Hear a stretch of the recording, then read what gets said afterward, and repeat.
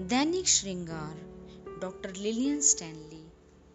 सुप्रभात परमेश्वर। तुम पवित्र शास्त्र और परमेश्वर की सामर्थ नहीं जानते, इस कारण भूल में पड़े हो। मत्ती 22:29।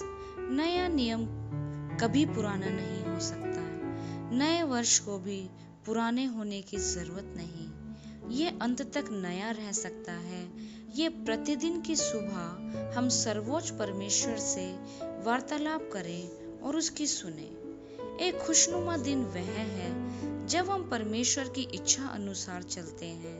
परमेश्वर की इच्छा जानने के लिए हमें बाट जोहना है। इसके लिए हमें अपने मनों में सतत प्रयास करते रहना चाहिए कि हम परमेश्वर की इच्छा इस दिन के लिए, इस वर्ष के लिए और अपने जीवन के लिए समझ सके।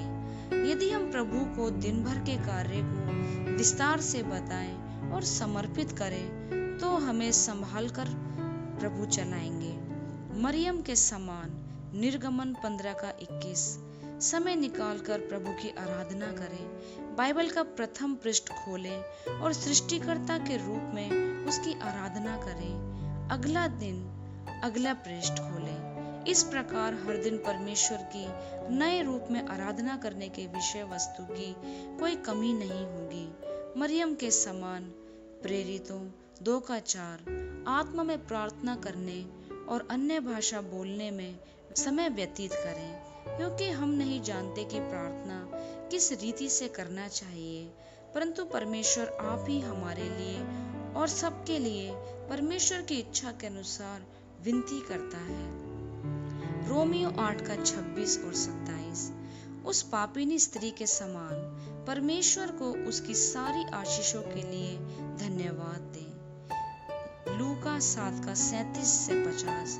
यही है अपने सारे दुख दर्द को भूलना और एक कुड़कुड़ाने वाली आत्मा पर जय पाने का सर्वोत्तम तरीका। रिबिका के समान प्रतिदिन अपने आप को जांचना कभी ना भूलें।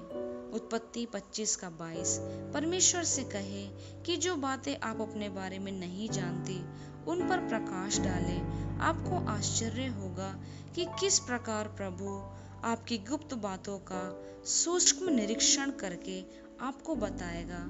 जब आप ईमानदारी से आत्मिकता में बढ़ने का प्रयत्न करेंगी, अंत में उस दृढ़ विधवा के समान परमेश्वर के चरणों में अपने मध्यस्थ प्रार्थना के बिंदुओं को लाएं। लूका 18:3।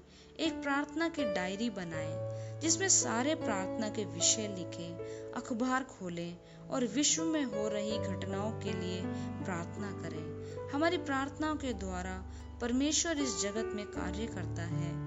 उत्सुकता से परमेश्वर की आवाज सुनने का अभ्यास करें। प्रतिदिन बाइबल में से कुछ अध्ययन पढ़कर ही संतुष्ट न हो जाएं।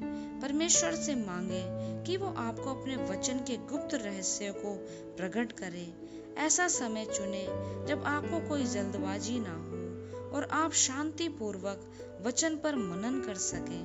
परमेश्वर से सहायता मांगे कि वह आपके विचारों का सही संचालन कर सके। जब वह प्रकट करे उसे लिख लें। जो छाप परमेश्वर आपके हृदय पर छोड़ेगा वह आप समझ सकेंगे। एक एक शब्द पर गहन मनन करने लगेंगे और अपने संपूर्ण जीवन काल में आप कभी भी बाइबल खत्म नहीं कर पाएंगे। प्रातः काल शैतान आपको हराने ना पाए। परमेश्वर से बातें करें, उसकी सुने, फिर निश्चिंत हो जाएं। उस दिन ऐसी कोई बात घटित नहीं होगी जिससे आप और परमेश्वर मिलकर निपटा ना सकें।